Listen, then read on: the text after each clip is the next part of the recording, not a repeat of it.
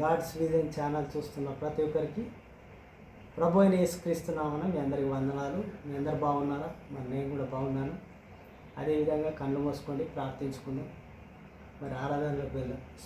స్తోత్రం నాయన పరిశుద్ధుడా, మహోన్నతుడా, సర్వోన్నతమైన దేవా ప్రభు, ఈ పరిశుద్ధ దినమున నిన్ను ధ్యానించుకున్నందుకు ప్రభువా, అట్టి జ్ఞానాన్ని మాకు దయచేసినందుకు వేల కోట్ల వందన తండ్రి. ఈ విశ్రాంతి దినమున ప్రభువా, మరి 6 రోజులు పనిచేయి, 7వ రోజున మరి నీ సన్నిధిలో ఉండమని చెప్పావు తండ్రి. మరి ప్రతి ఒక్క బిడ్డలు కూడా నీ సన్నిధిలో ఉండేటట్టు సహాయం చేయి తండ్రి. అదేవిధంగా ప్రభువా, మరి పరిశుద్ధాత్మ దేవ ప్రభువా, మరి పాటలలో కానీ, ఆరాధనలో కానీ, వాక్యంలో కానీ మాకు తోడుగా ఉండి నడిపించమని నజరేడైన యేసు నామములో అడుగుతున్నాం పరమ తండ్రి. ఆమేన్, ఆమేన్, ఆమేన్.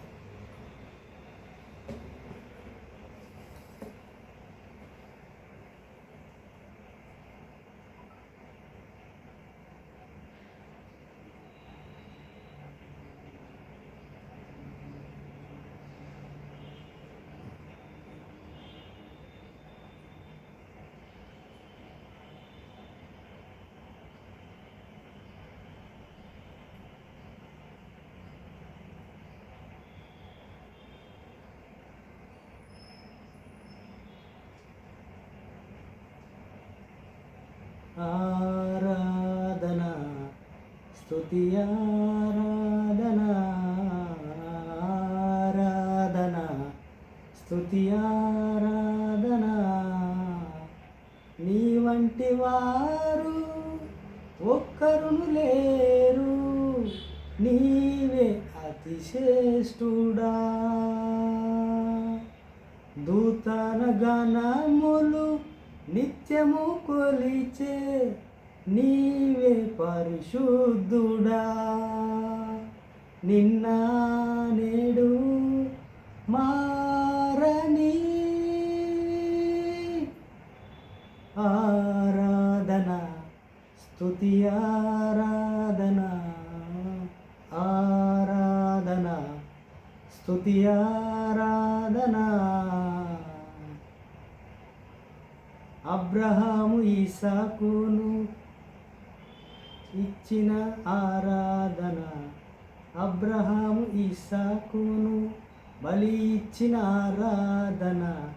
రాళ్లతో చంపబడిన స్టెఫను వలె ఆరాధన, రాళ్లతో చంపబడిన స్టెఫను వలె ఆరాధన, ఆరాధన స్తుతి ఆరాధన, ఆరాధన స్తుతి ఆరాధన. 10,000లోన అతి సుందరుడా నీకే ఆరాధన. ఇహ పరలోకము అక్షణనీయుడా నీకే సాటెవ్వరు. నిన్న నేడు మారని ఆరాధన స్తుతి ఆరాధన, ఆరాధన స్తుతి ఆరాధన. దానియేలు సింహపు బోనులో చేసిన ఆరాధన, వీధులో నాట్యమాడిన దావీదు ఆరాధన, వీధులలో దానియేలు సింహపు బోనులో చేసిన ఆరాధన, వీధులో నాట్యమాడిన దావీదు ఆరాధన, ఆరాధన స్తుతి ఆరాధన, ఆరాధన స్తుతి ఆరాధన. నీ వంటి వారు ఒక్కరును లేరు, నీవే అతిశ్రేష్ఠుడా. దూతన గణములు నిత్యము కొలిచే నీవే పరిశుద్ధుడా. నిన్న మారని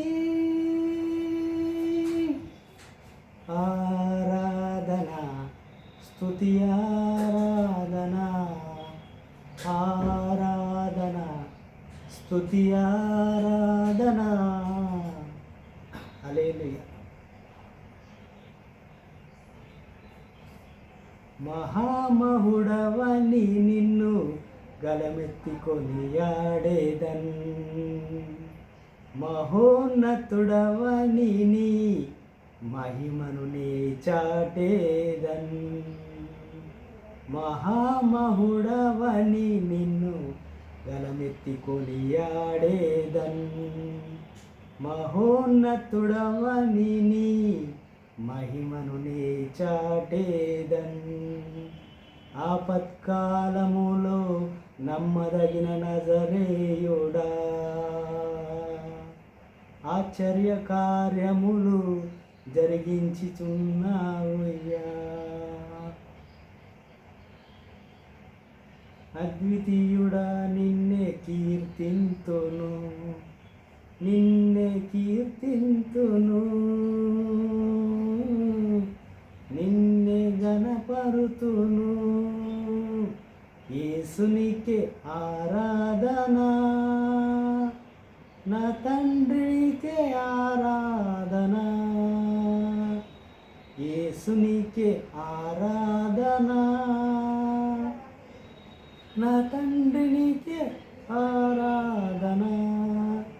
నా యజమానుడా విజయశీలుడా ప్రేమపూర్ణుడా, నా ఆరాధ్యుడా, నా యజమానుడా విజయశీలుడా ప్రేమపూర్ణుడా, నా ఆరాధ్యుడా.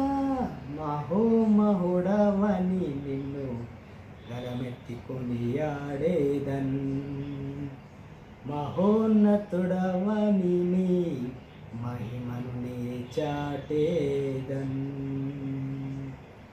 ఆపత్కాలములో నమ్మదగిన నజరేయుడా, ఆశ్చర్య కార్యములు జరిగిన అద్వితీయుడా, నిన్నే కీర్తింతును, నిన్నే గణపరుతును. యేసునికే ఆరాధన, నా తండ్రినికే ఆరాధన. యేసునికే ఆరాధన, నా తండ్రినికే ఆరాధన. బానిసత్వములో ఉన్న నీ ప్రజలు వారి కష్టములు నిన్ను చేరగా, బానిసత్వములో ఉన్న నీ ప్రజలు వారి కష్టములు నిన్ను చేరగా, నీ ప్రజల బాధను వారి ఆవేదనను కన్నీటి రోదనను చూచిన వాడవయ్యా. నీ ప్రజల బాధను వారి ఆవేదనను కన్నీటి రోదనను చూచిన వాడవయ్యా. ఎంత మంచి దేవుడవయ్యా, కృపతో రక్షించినవయ్యా. ఎంత మంచి దేవుడవేసయ్యా, నీ ప్రేమకు సాటి లేదయ్యా. యేసునికే ఆరాధన, నా తండ్రినికే ఆరాధన. యేసునికే ఆరాధన, నా తండ్రినికే ఆరాధన. ఆమేన్. అందరూ తలలు వంచండి, ప్రార్థించుకుందాం. స్తోత్రం స్తోత్రం నాయన, పరిశుద్ధుడా, మహోన్నతుడ, సర్వోన్నతమైన దేవ ప్రభువా. గాడ్స్ విజన్ ఛానల్ చూసే ప్రతి ఒక్క బిడ్డని దీవించి ఆశీర్వదించండి ప్రభువా. మరి బలపరచండి తండ్రి, నీ ఆత్మతో నడిపించమని అడుగుతున్నాను తండ్రి. అదే ప్రభువా, మరి వాక్యంలోకి వెళ్ళినప్పుడు ప్రభువా తండ్రి, నీ పరిశుద్ధాత్మ చేత ప్రభువా, నీ జ్ఞానం చేత నడిపించమని నజరేయుడైన యేసు నామములో అడుగుతున్నాం పరమ తండ్రి. ఆమేన్. ఆమేన్.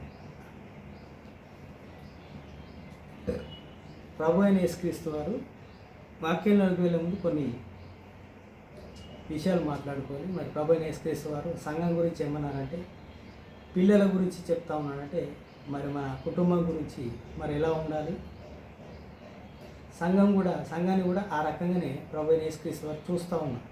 అంటే ఆ రకంగా ఎలా అంటే ప్రభువైన యేసుక్రీస్తు వారు ఎఫెసీ రాసిన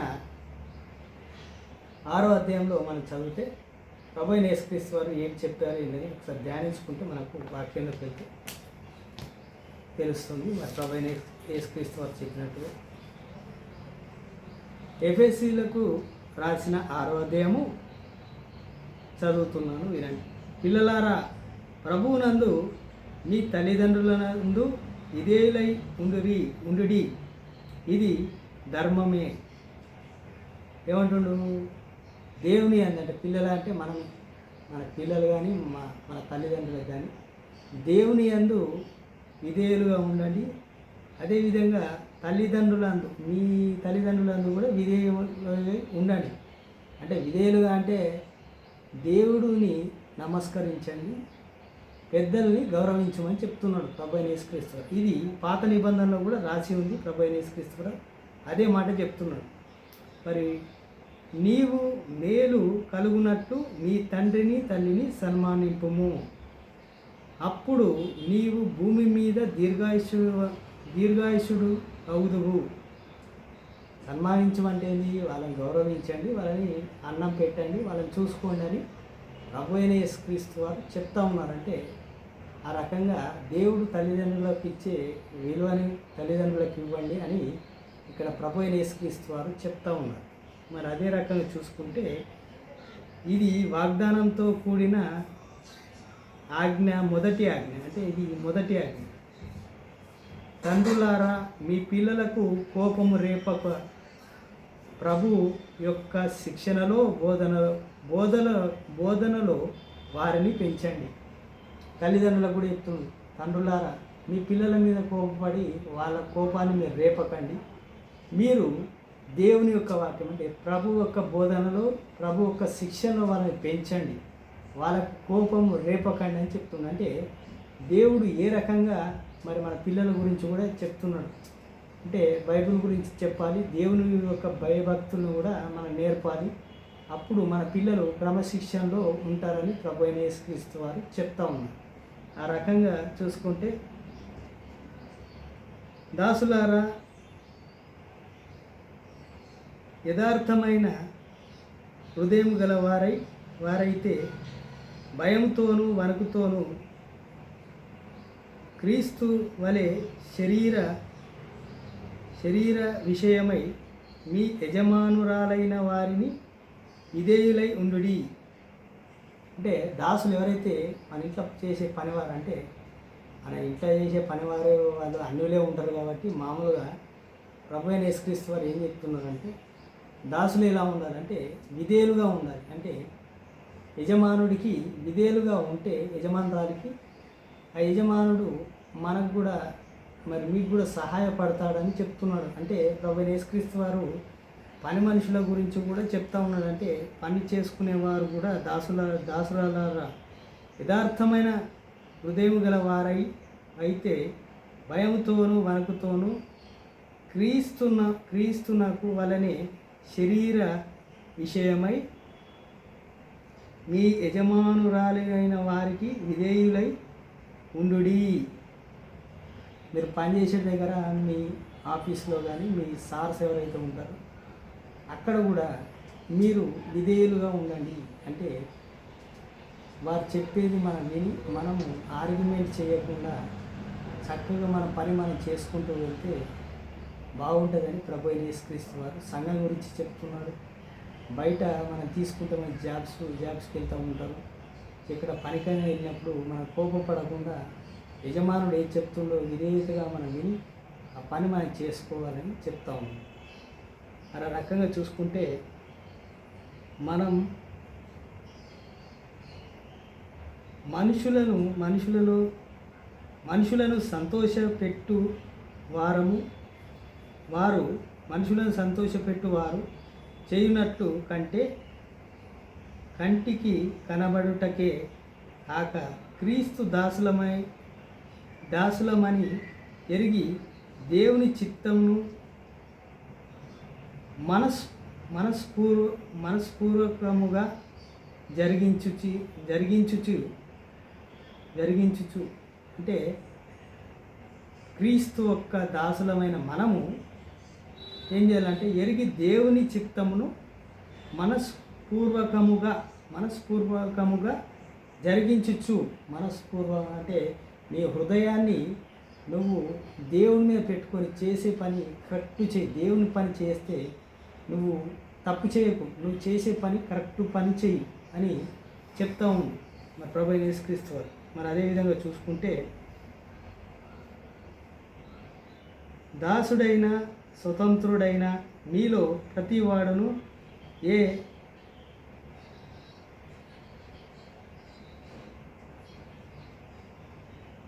స్వతంత్రము చేయునో దాని ఫలము ప్రభు వలనే పొందుదామని మీరు ఎరుగుదురు.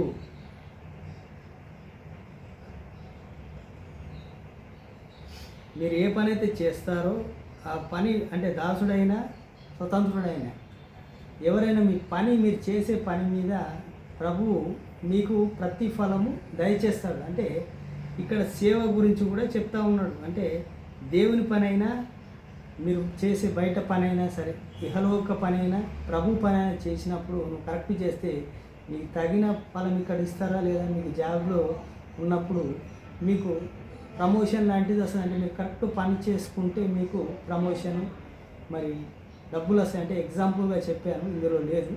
కానీ అలానే ప్రభు మన ఫలాన్ని పెంచుతాడు, అంటే ఆత్మ ఫలాన్ని పెంచుతాడు. మీకు అక్కడ పరలోక రాజ్యంలో మన ఫలం అనేది అధికమవుతూ ఉంటుంది. కాబట్టి ఆ ఫలం గురించి చెప్తా ఉన్నాడు.